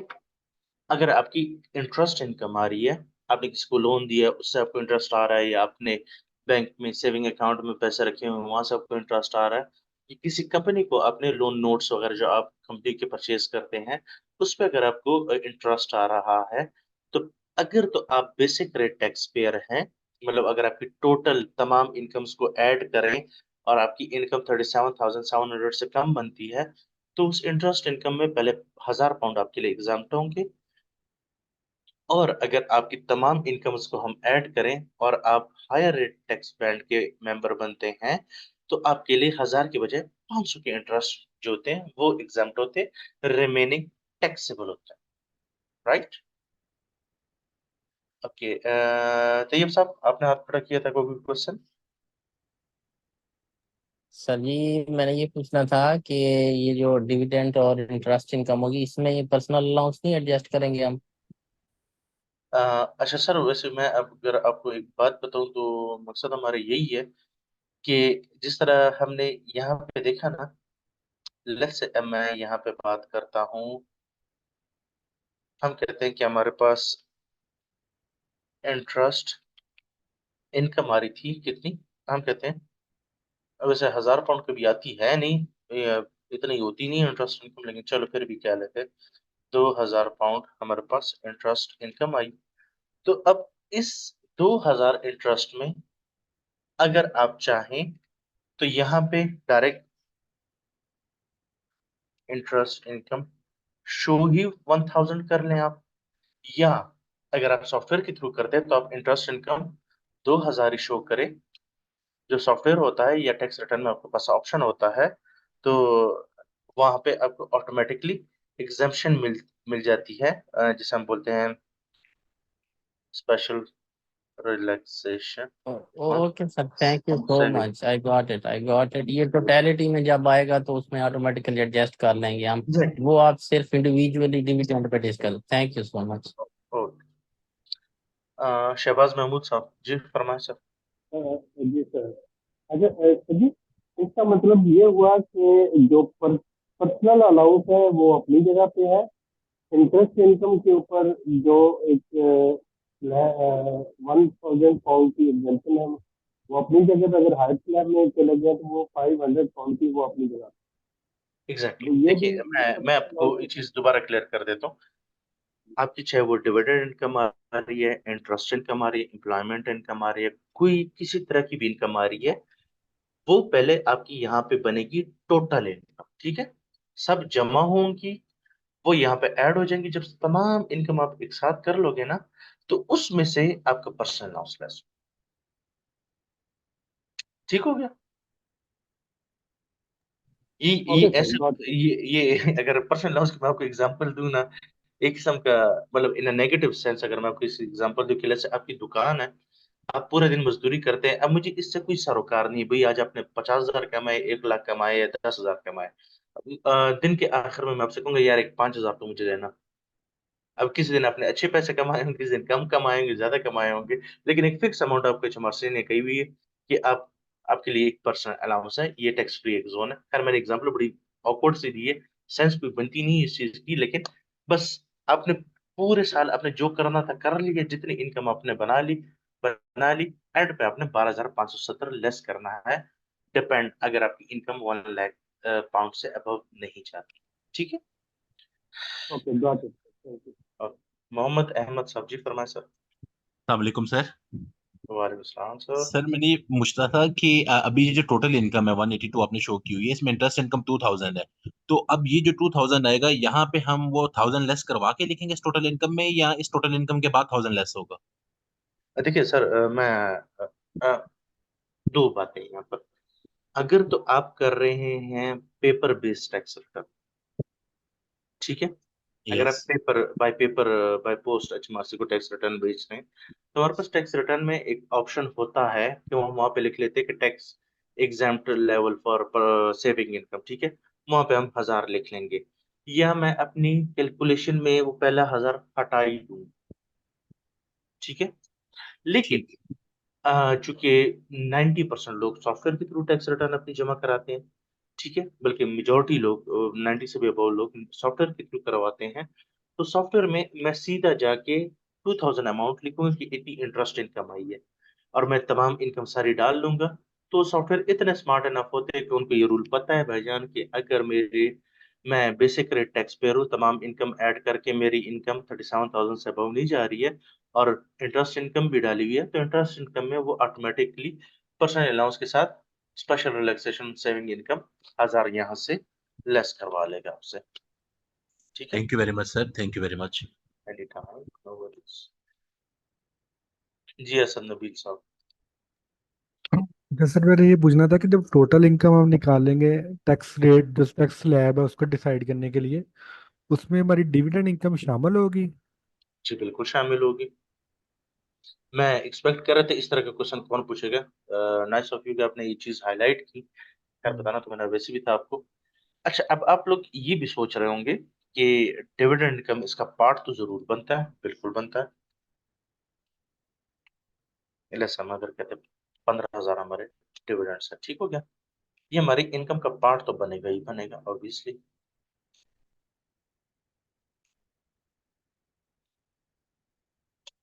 ठीक है, मेरी इनकम 97,000 चली गई। अब मैं अपने बैंड्स को एलोकेशन कैसे करूंगा? क्यों? क्योंकि इस पे मुझे टैक्स अप्लाई होता है कितना, कम टैक्स अप्लाई होता है, और इन बाकी इनकम्स पे मुझे टैक्स ज्यादा अप्लाई होता है, तो मतलब डिविडेंड इनकम पे मुझ पे टैक्स कम अप्लाई होता है। तो मैं क्या करूंगा, ये मैं आपको एक टैक्स प्लानिंग के पर्सपेक्टिव से बता रहा हूँ। कि वो इनकम्स जिन पे टैक्स ज्यादा अप्लाई होता है। अब जिस तरह की इनकम्स है, इस पे बेसिक रेट बैंड ही 20% से स्टार्ट होता है, जबकि डिविडेंड इनकम पे 8% से स्टार्ट होता है। तो मैं क्या करूंगा, सबसे पहले इनको कैटर करूंगा। जब ये खत्म हो जाएंगी, सबसे एंड पे जाके मैं डिविडेंड इनकम पे टैक्स रेट लगाऊं कि वो कौन सी स्लैब में फॉल कर रही है। क्योंकि अगर हम कहते हैं हम एडिशनल में भी जाते हैं, तो अदर इनकम्स पे मेरा टैक्स लगता है 45%, जबकि डिविडेंड इनकम पे लगता है 39.35% टैक्स। तो मेरी कोशिश हमेशा ये होगी, अगर मेरे पास डिविडेंड इनकम भी आ रही है और अदर इनकम भी आ रही है, मैं सबसे पहले इन पे टैक्सेस अप्लाई करूंगा, क्योंकि इनकी वजह से मेरे बैंड एक्सीड हो जाता है ना। तो जितने मैं हायर बैंड में जाऊंगा, उतना मुझ पर टैक्स ज्यादा लगेगा। तो मैं सबसे पहले ये जो जिन पे टैक्स ज्यादा अप्लाई होता है, इनको कैटर करूंगा, ताकि इन पे कम से कम टैक्स रेट अप्लाई हो। और आखिर में, सबसे आखिर में, मैं डिविडेंड इनकम पे टैक्स अप्लाई करूंगा। ठीक हो गया सर? जी असद नबील साहब फरमाए। जी ठीक है, थैंक यू। अच्छा, ये तो हमारी होगी एक बेसिक कंपटीशन हमारी हो गई कि भाई हमने टैक्सेस, हमारी किस तरह की इनकम्स होंगी तो उन पे हमारे टैक्सेस अप्लाई कैसे होते हैं। ये तो इंशाल्लाह हम जब ये ईच एंड एवरी जो सोर्स ऑफ इनकम है, इनको हम जब डिटेल में पढ़ेंगे, इनको अपने टैक्स रिटर्न में लेकर जाएंगे, तो इंशाल्लाह ये सारी चीजें आपको खुद ही देखने को मिलेंगी। और आप लोग ये भी एक बार जरूर कहेंगे कि ये इतनी मेहनत करने का फायदा क्या था सर, कि जब सॉफ्टवेयर ये सारी चीजें खुद ही कैलकुलेट कर लेता है। सॉफ्टवेयर में आपको यही चीजें नहीं करनी पड़ती, वो खुद ही टैक्स कैलकुलेट करता है, आपको उस चीज की टेंशन नहीं लेनी। लेकिन ऑब्वियसली पता होना जरूरी है कि होता कैसे है बैक एंड पे। अच्छा, वैसे अगर मैं आपको थोड़ा सा बताता चलूं, तो ये इस टैक्स ईयर में ये वाली हरकत इन्होंने की है। ये बैंड जो था ना, ये वाला, ये पिछले साल तक, बल्कि उससे काफी सालों से जो था ना, ये बैंड, हायर बैंड जो था ना, वो था 37,000 से लेकर 1,50,000 तक का था। इसका थ्रेशोल्ड जो था ना, 1,50,000 तक था। लेकिन अभी इस साल, ये 2023-24 में, इन्होंने ये बैंड कम कर दिए, 1,25,140 पे ले आए। क्योंकि अगर मैं आपको यहाँ पे अपने प्रीवियस नोट्स भी अगर एक सेकंड दिखाऊं ना, जो पिछले साल की हैं, तो उसमें भी आपको आइडिया हो जाएगा। अभी हम 23-24 देख रहे हैं ना, ये 22-23 के हैं, जो 5 अप्रैल 2023 तक के लिए एप्लीकेबल थे। टैक्स बैंड्स कहाँ गए?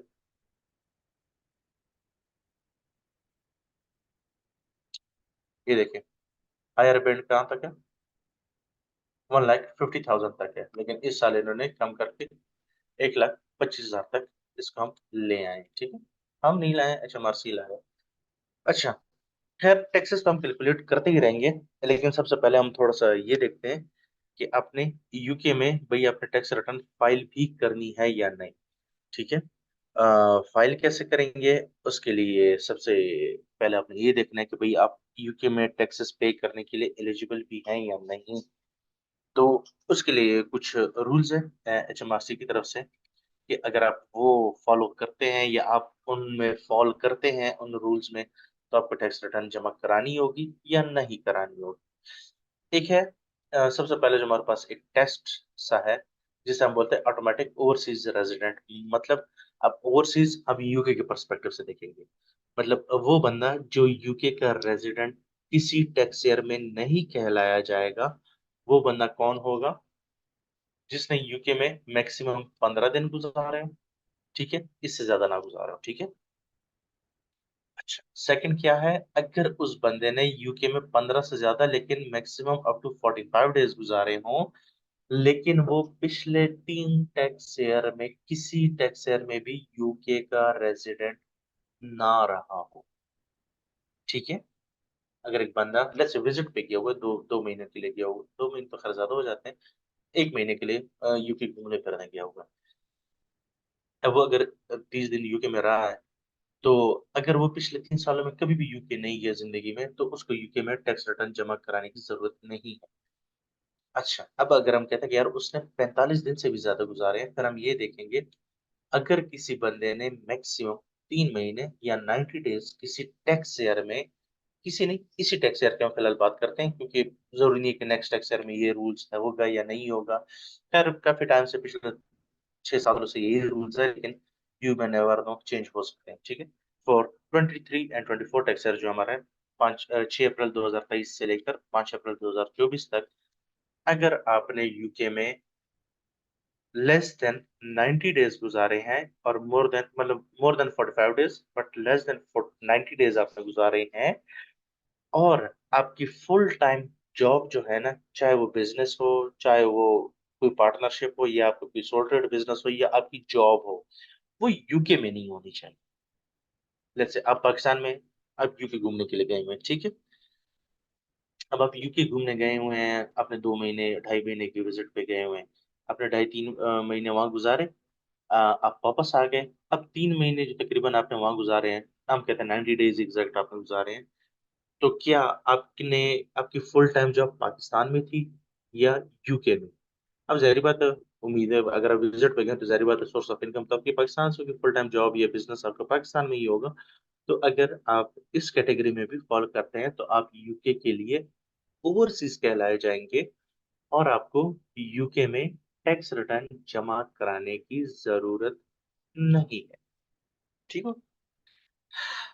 अच्छा, ये तो हमने देख लिया एक्सट्रीम वर्जन्स कि अगर आपने ये इन कैटेगरीज आप फॉलो करते हैं तो आपको यूके में टैक्स रिटर्न जमा कराने की जरूरत नहीं है। अच्छा, किन सूरत हाल में फिर टैक्स रिटर्न जमा कराने की जरूरत है, मतलब वो क्या कंडीशंस है? अगर आप वो मीट करते हैं तो आप यूके के रेजिडेंट कहलाए जाएंगे, और आपको यूके में टैक्स रिटर्न जमा करानी पड़ेगी। अगर आप इस 2022 23 और 24 टैक्स ईयर में अगर कोई बंदा मोर देन 183 डेज रहता है, बेशक उसको फुल टाइम जॉब वायर है नहीं है, यूके में फैमिली है नहीं है, इट डजंट मैटर, अगर आपने यूके की सरजमीन पर 183 डेज या उससे ज्यादा गुजारे, आप यूके के रेजिडेंट कहलाए जाएंगे। ये वो पासपोर्ट वाला रेजिडेंट नहीं होता, ठीक है जी। ये टैक्स के लिए आप एलिजिबल हो जाते कि आपने यूके में टैक्स जमा कराना है आपकी वर्ल्ड वाइड इनकम पे, सिर्फ यूके की इनकम पे नहीं, इस पूरी दुनिया में कहीं से भी अगर आपकी किसी तरह की भी इनकम आ रही है, उस इनकम पे आपको यूके में टैक्स पे करना पड़ेगा, राइट।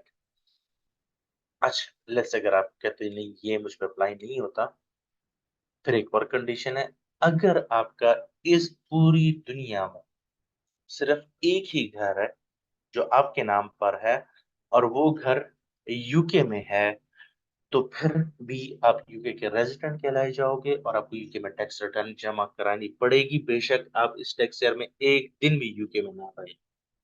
फिजिकली आप यूके में बेशक एक दिन भी ना रहे हो, लेकिन इस पूरी दुनिया में अगर आपका एक ही घर है जो आपके नाम पे है और वो यूके में है, आपको यूके में टैक्स रिटर्न जमा करानी पड़ेगी।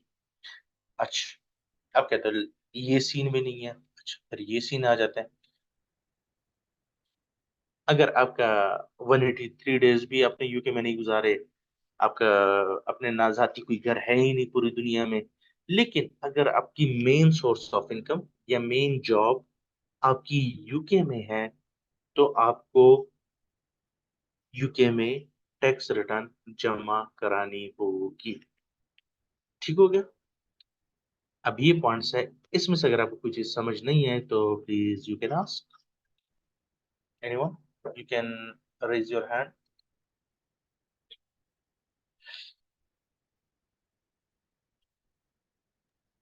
जी जान साहब। सर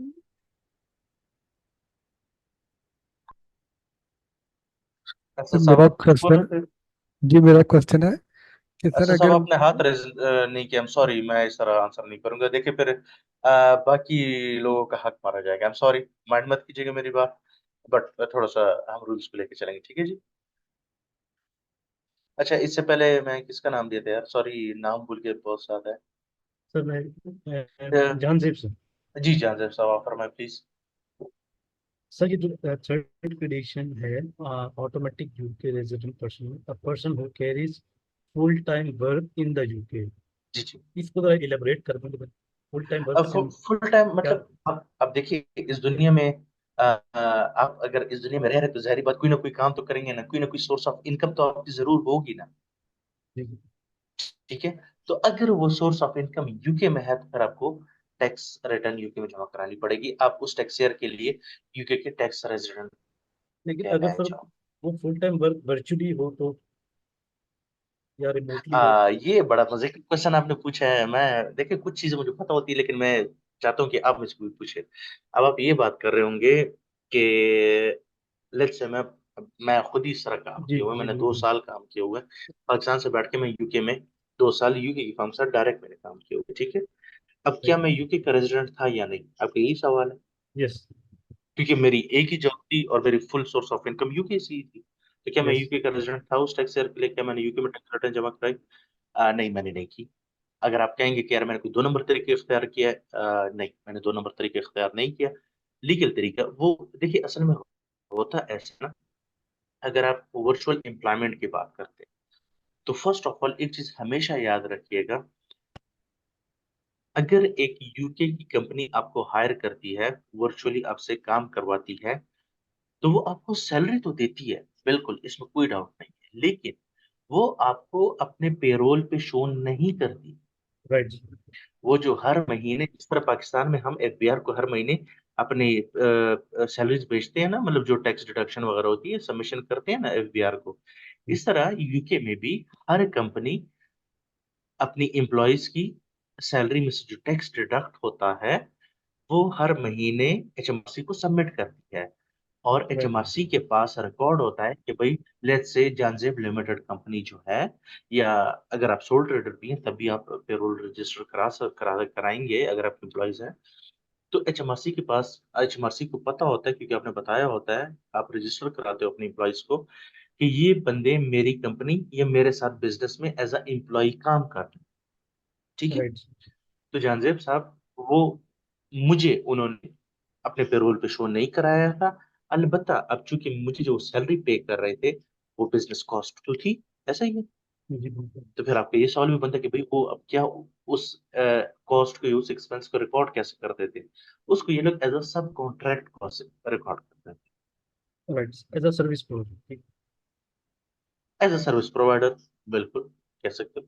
तो आपकी जो बात आपने की बड़ा वैलिड पॉइंट आपका था, लेकिन इसके लिए ये कंडीशन है, अगर तो वो आपको अपने पेरोल पे रखता है, ठीक हो गया। अब पेरोल में आपको वो रख नहीं सकते ऐसे वर्चुअली, क्यों? क्योंकि आप यूके में फिजिकली प्रेजेंट नहीं हो, और जब आप यूके में फिजिकली प्रेजेंट नहीं हो तो आपको नेशनल इंश्योरेंस नंबर नहीं मिलता है, जिसके राइट। बेसिस पे आप यूके में काम करने के लिए लीगली एलिजिबल हो जाते हैं। ठीक हो गया। आपने अक्सर अपने सराउंडिंग में दोस्तों से या कुलीग्स या फैमिली मेंबर से सुना होगा कि वो फलां लड़का या लड़की जो है ना स्टूडेंट वीजे पे गई है, और जी वो हफ्ते की 20 घंटे काम कर सकते, ऐसे ही है। यस। तो उसको जो national yes. Insurance number allot हुआ होता है ना, उसमें इसके working hours 20 hours per week होते हैं। वो फुल टाइम वर्क नहीं कर सकते लीगली, ठीक हो। राइट। ठीक हो गया। और थैंक जी असद साहब आप फरमाए, असद नबी। जैसे सर अगर कोई यूके में फुल टाइम एम्प्लॉई हो जाएगा तो उसके लिए 183 डे वाली जो शर्त है वो खत्म हो जाएगी। सॉरी तो वो दोबारा पूछिएगा। अगर कोई बंदा यूके में फुल टाइम एम्प्लॉई है हाँ हाँ और उसने 183 डेज नहीं गुजारे अभी यूके में टैक्स ईयर में, हाँ तो हाँ। वो रेजिडेंट होगा। क्योंकि उसके लिए अगर आप थोड़ा सा 5 मिनट वेट करते हैं तो फिर हम आपको इसका आंसर मिल जाएगा, जी क्योंकि ठीक हमने है। अभी टॉपिक रहता है अभी हमारा, ठीक। जी ठीक ठीक ठीक। Okay okay. जी, शहबाज साहब आप अपना क्वेश्चन पूछ ले, फिर हम अपने ये टॉपिक कंप्लीट करते हैं जी। जी सर, सर क्वेश्चन ये था कि शहबाज भाई आपकी एक आवाज़ हमें बहुत ज़्यादा स्लो आ रही, काइंडली अगर आप थोड़ा सा जी सर, जी सर, अभी क्लियर है सर? अभी बेहतरीन, जी पूछे। जी। अच्छा सर, इस केस में डबल टैक्सेशन ट्रीटी इन्वॉल्व हो जाती है अगर हम वर्चुअल काम कर रहे हैं और रेवेन्यू जनरेट हो रहा है यूके से, और जो सर्विसेज प्रोवाइड हो रही हैं इधर पाकिस्तान से? जी बिल्कुल। अगर आप देखिए, अगर आप एम्प्लॉयमेंट की बात करते हैं, एम्प्लॉयमेंट में तो ये सिनेरियो बन ही नहीं सकता है ना, ठीक है। वो आपको अपने पेरोल पे जी। रख ही नहीं सकते, क्योंकि आपके पास नेशनल इंश्योरेंस नंबर नहीं है, ठीक है। लीगली वो आपको नहीं रख सकते, ठीक है। अच्छा, जहां तक आप बात करते हैं डबल टैक्सेशन की, ठीक है, डबल टैक्सेशन ट्रीटी है या नहीं, तो वो ऐसा होता है कि लेट्स से अगर मैं आपको एक छोटी सी एग्जांपल देता हूँ, लेट्स से आप यूके के रेजिडेंट, ठीक है, और आपकी पाकिस्तान में कोई लैंड थी, ठीक है, वो आपने बेच दी और उस पर आपको कैपिटल गेन हुई, तो अब पाकिस्तान में भी आपने टैक्स देना है। और आप चूंकि यूके के रेजिडेंट हैं तो आपको यूके की भी इनकम और वर्ल्ड वाइड इनकम पे टैक्स देना है यूके में। अच्छा, अब जब आप यूके में टैक्स रिटर्न बना रहे होगे ना, तो आप क्या करोगे, आप यूके का टैक्स कैलकुलेट करोगे कि भाई इस कैपिटल गेन्स पे, फॉरेन कैपिटल गेन जो मुझे हुआ है, इस पे मेरा टैक्स कितना था।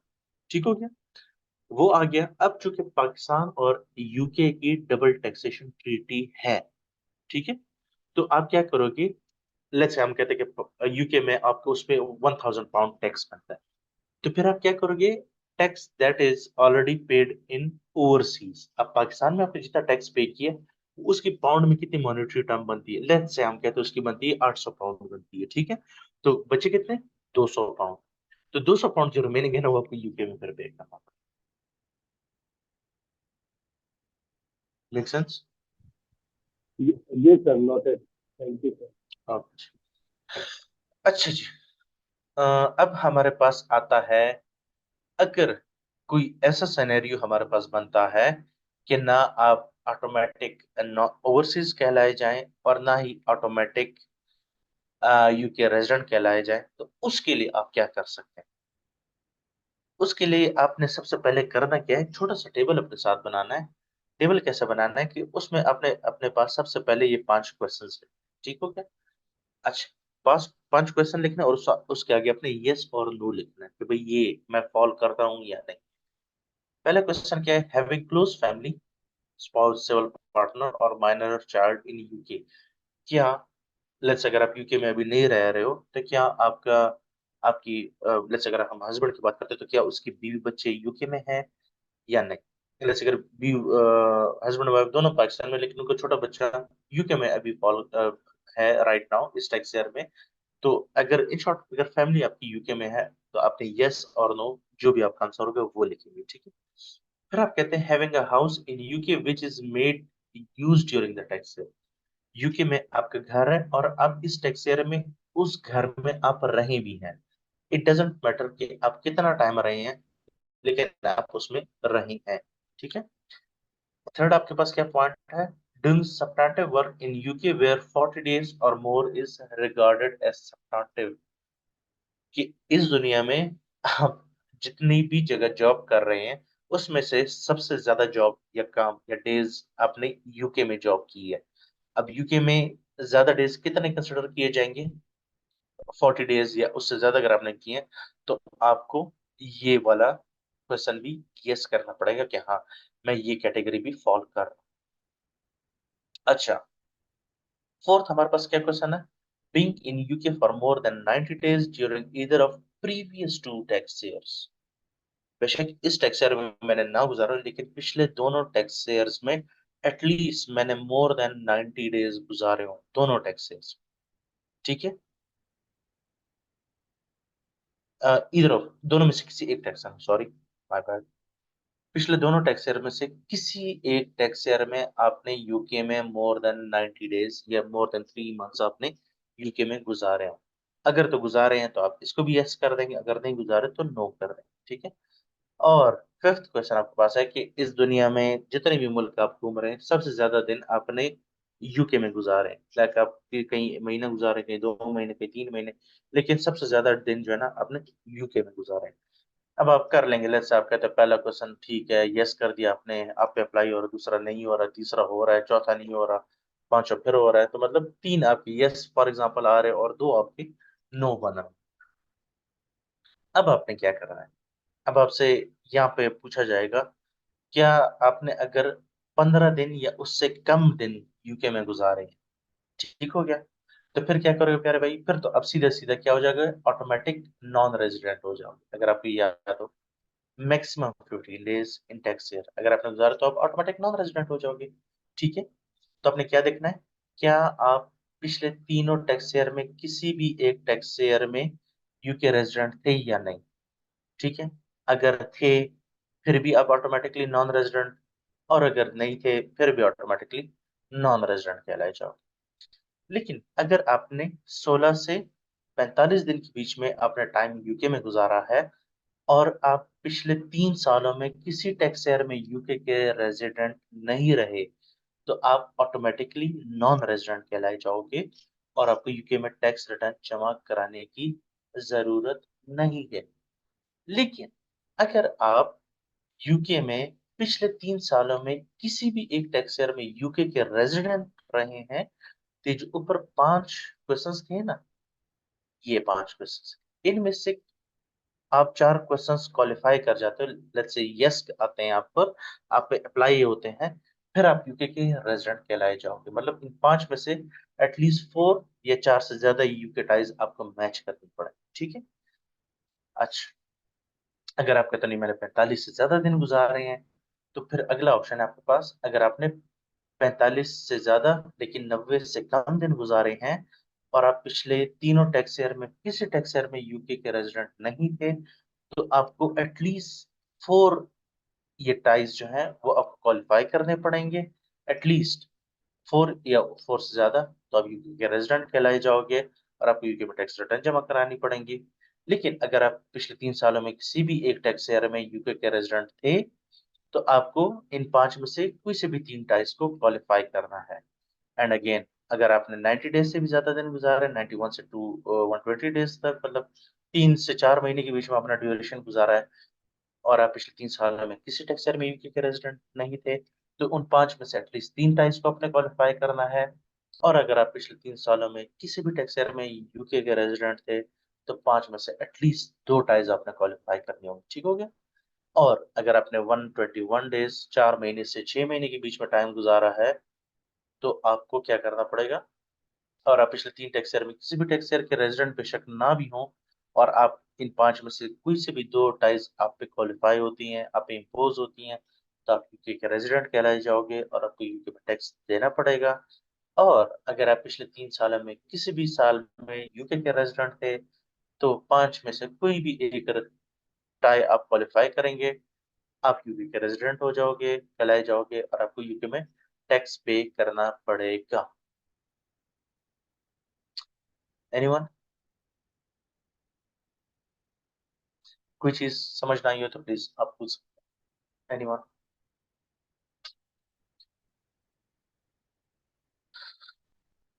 कोई कंफ्यूजन, किसी को समझ ना आई हो इन पॉइंट में से कोई भी चीज, please you can raise your hand.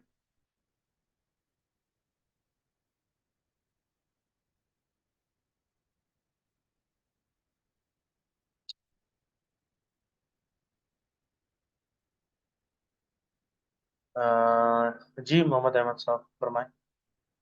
Sir मैंने पूछना था कि अगर लास्ट ये जैसे प्रीवियस 3 इयर्स का जब हम टैक्स रेजिडेंस उसके देख रहे होंगे, तो उसमें भी फिर मतलब सेम हमें ये सारे टेस्ट करने पड़ेंगे तीनों इयर्स के अंदर? अगर तो आप यूके में रह रहे हो फुल टाइम से, तो फिर तो आपको ये चीजें नहीं करने की जरूरत।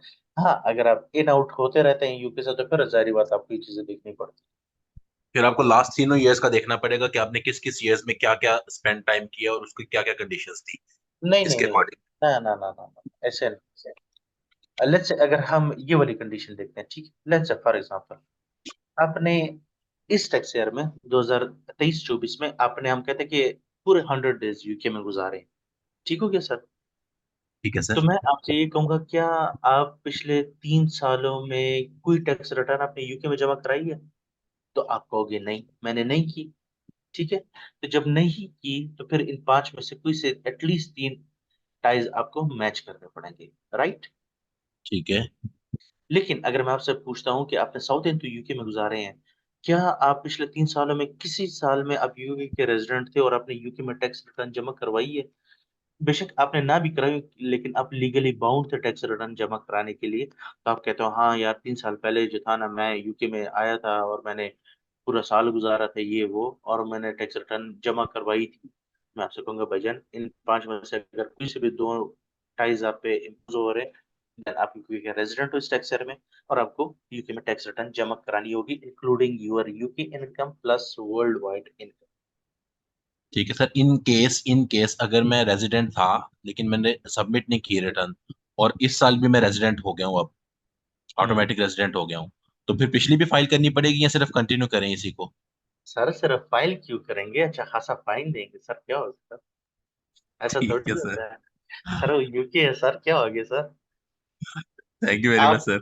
मैं इतना भी बता दूं, आप रिग्रेट करेंगे कि मैंने टैक्स रिटर्न फाइल क्यों नहीं की। जितना आपको उसने पेनल्टी दी, पेनल्टी उसने लगाई होगी ना, आपको यार बाढ़ में जाए, इससे बेहतर मैं फाइल ही कर देता। सर मेरे 2 क्लाइंट्स के नोटिस आए हुए हैं, मैं देख रहा हूँ उन चीजों को। मैं उससे शायद कल भी जिक्र आप लोगों से मैंने किया था, हमारा एक क्लाइंट, तो उसकी 6 साल की टैक्स रिटर्न नहीं जमा हुई थी। सर मेरा उसके, क्लाइंट है, उसकी 3 से 4 साल की वीएटी के नोटिस आए हैं, उसके ऊपर उसको पेनल्टी लेदर पड़ी हुई है, इंटरेस्ट सेपरेट पड़ा हुआ है उसको सरचार्ज के ऊपर। अच्छा खासा, अच्छा खासा पड़ा होगा वो, तो अभी चलिए उसकी मेरी बैंक और अपील्स आपको की हुई है डिटेल में सारी बताएं। ऑनलाइन। अच्छा अगर आप वैलिड रीजन बता दो ना तो फिर भी कम। अच्छा, अब मैं जिस तरह आपको उससे डिस्कस कल भी किया था, क्लाइंट को उसकी 6 साल की टैक्स रिटर्न उसने नहीं जमा कराई थी, तो उसकी तकरीबन को 13-14 हज़ार की पेनल्टी बनी हुई थी। हमने उसकी हर साल की पेनल्टी के लिए जो है ना वेवर वो अपील की थी ना, तो उन्होंने खैर माफ तो नहीं की, लेकिन उन्होंने वेव ऑफ की थी, अल्लाह आपका भला करे। 14 हज़ार में तकरीबन 6,500 पाउंड उन्होंने वेव ऑफ कर दी थी, रिमेनिंग फिर भी हमने पे की थी। और अच्छा 6 साल की मिला के जो हमने टैक्स लाइबिलिटी मैंने बना के दी थी ना, वो टोटल कुछ 5,500-6,000 बनी हुई थी। तो मतलब वही बात है ना कि इससे बेहतर था टैक्स जमा ही करा दिया होता जितनी लेकिन पेनल्टी सर थी। वहां पे ये बेनिफिट है एफबीआर के अकॉर्डिंगली कि वहां अगर आप स्ट्रॉन्ग फाइट करें विद एविडेंस ना, तो आपको रिलीफ मिल जाता है, एटलीस्ट एफबीआर की तरह लटकते नहीं रहते आप। है ना।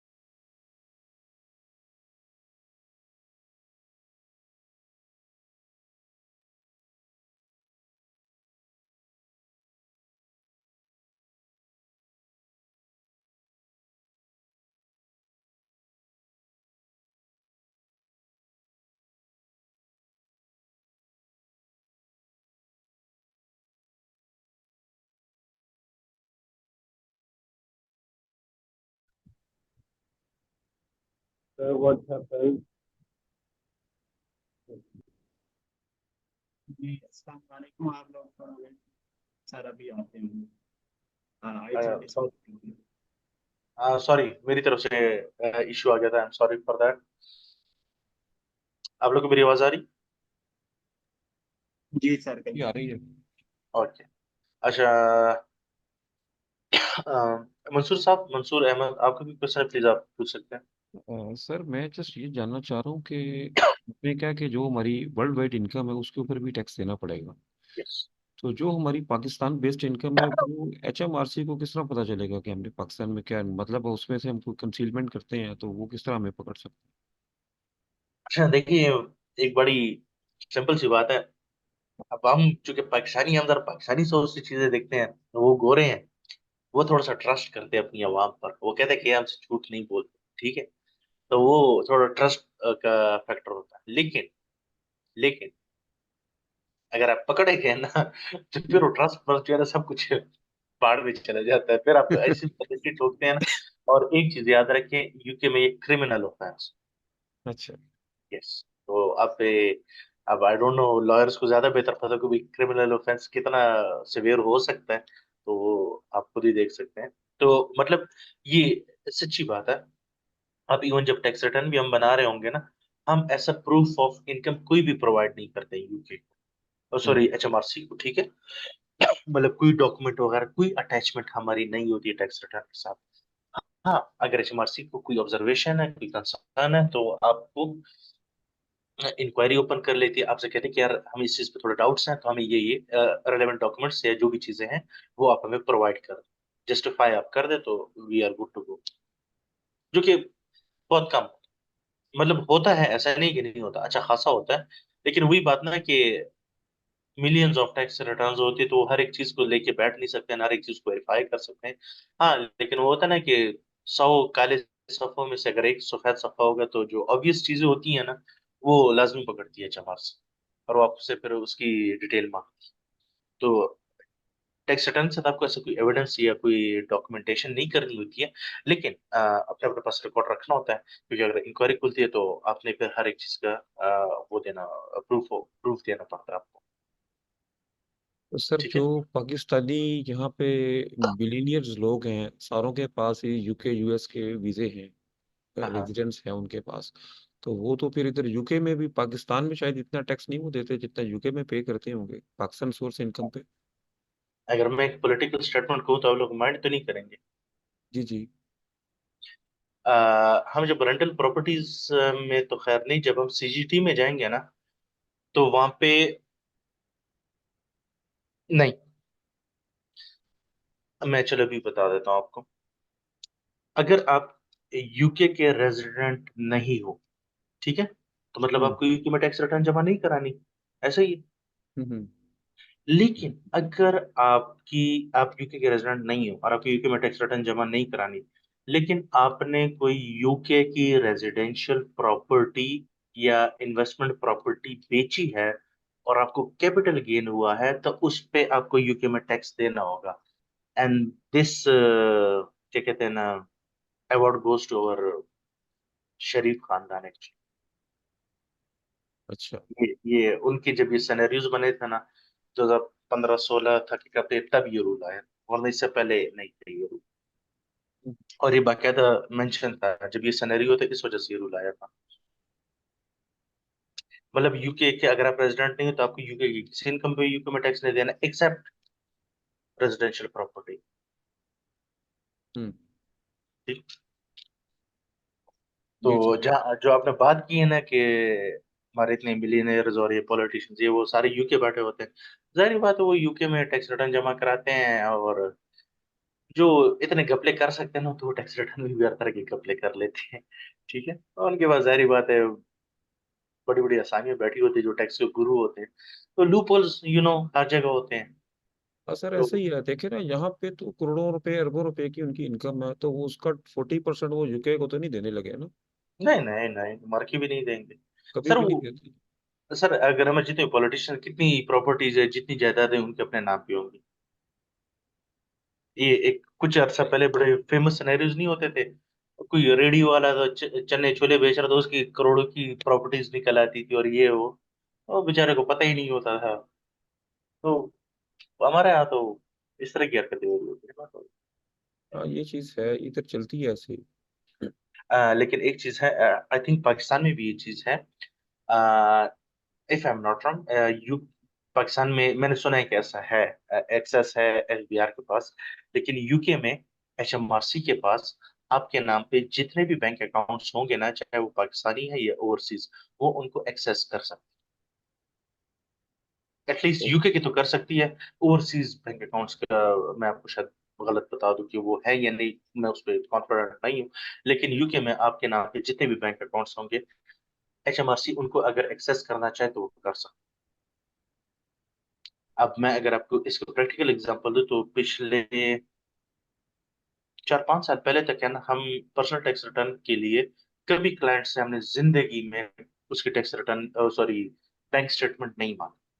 लेकिन पिछले 2-3 सालों से अगर हम बेसिक से बेसिक टैक्स रिटर्न की उसकी होती है ना, सिर्फ एम्प्लॉयमेंट इनकम ही क्यों ना हो, हम उससे पूरी की पूरी बैंक स्टेटमेंट मांगते हैं कि बैंक में कोई ऐसी इनकम तो रिसीव नहीं हो रही है जिसका प्रूफ ना हो, या एम्प्लॉयमेंट। देखो, अगर एक बंदा कहते हैं मेरी एम्प्लॉयमेंट इनकम है, तो आई बिलीव उसके बैंक में एम्प्लॉयमेंट इनकम के अलावा अदर इनकम नहीं आनी चाहिए, ऐसे ही।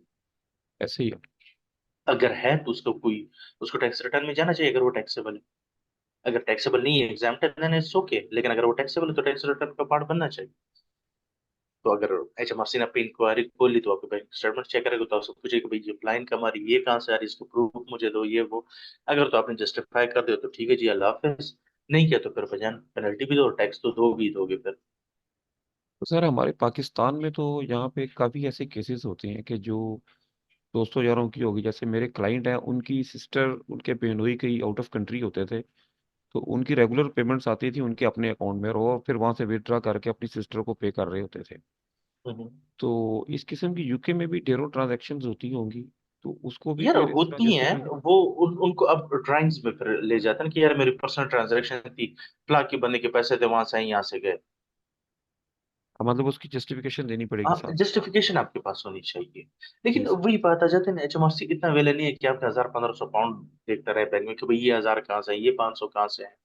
मतलब एक होती है ना, एक ऑब्वियस चीज अगर आपको नजर आती है ना, अक्सर होती है आई कैचिंग चीज कि नहीं यार, आप टैक्स रिटर्न लेट्स से अगर एक बंदा मेरे जैसा बैठे हुए रिव्यू कर रहा है ना, वो देख रहा चाहिए यार ये ऐसा क्यों, ये थोड़ी चीज ऑफ ऑफ सी लग रही है, थोड़ी आउट ऑफ कॉन्टेक्स्ट लग रही है, तो उसके पूरे डिटेल में देखते हैं। अगर उनको समझ आ जाए तो ठीक है, नहीं तो आपसे वो इंक्वायरी, आपको नोटिस भेजते हैं कि यार हमें इन चीज की डिटेल चाहिए आपसे। जी ठीक हो गया सर। ठीक है। जी ठीक, थैंक यू। अच्छा ओके क्लास, आज के लिए इतना ही काफी था। इंशाल्लाह नेक्स्ट वीक आप लोगों से मुलाकात होगी। नेक्स्ट क्लास में हम इंशाल्लाह अपनी एम्प्लॉयमेंट इनकम को स्टार्ट करेंगे। उसके रूल्स रेगुलेशन पढ़ेंगे, एम्प्लॉयमेंट इनकम में क्या क्या चीज़ें आती हैं, जो हमने एम्प्लॉयमेंट के बेनिफिट्स देखे थे, वो सारे हम डिटेल में पढ़ेंगे, उनके अपने रूल्स हैं, वो सारी चीज़ें देखेंगे इंशाल्लाह। तो इंशाल्लाह नेक्स्ट वीक आप लोग से मुलाकात होगी। उससे पहले मसूद साहब हमसे कोई प्रश्न पूछना चाहते हैं? जी सर सर। छोटी सी मैं एक बुक पूछना चाह रहा हूँ कि इसके पढ़ने के लिए कोई बुक या नोट्स भी हमें मिल सकते हैं कोई? जी जी, सब कुछ मिलेगा, टेंशन ना लें। अच्छा जी ठीक सर। और चले भाई बहनों, thanks for having this class. इंशाल्लाह नेक्स्ट क्लास में आप लोगों से मुलाकात होगी, तब तक के लिए इजाजत दीजिएगा। अल्लाह हाफिज़।